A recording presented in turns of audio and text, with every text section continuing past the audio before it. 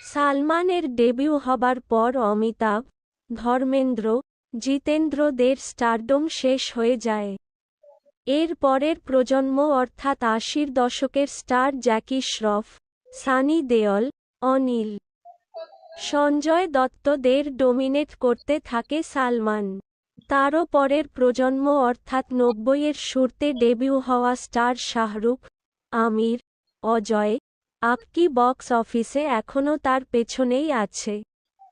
২০০০-এর পরে ডেবিউ হওয়া হৃতিক, অভিষেক, বিবেক-রা সালমানের স্টারডমকে চ্যালেঞ্জ করতে ব্যর্থ হয়।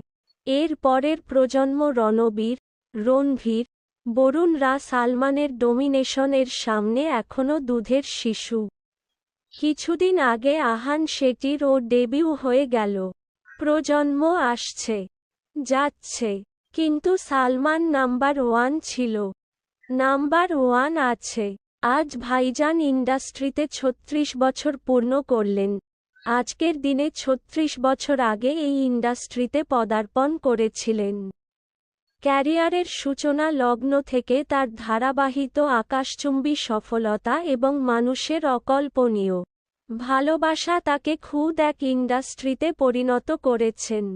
তার নাম আজ ভারতবর্ষের সিনেমার ইতিহাসে সবথেকে বড় ব্র্যান্ড। ভাইজানের জন্য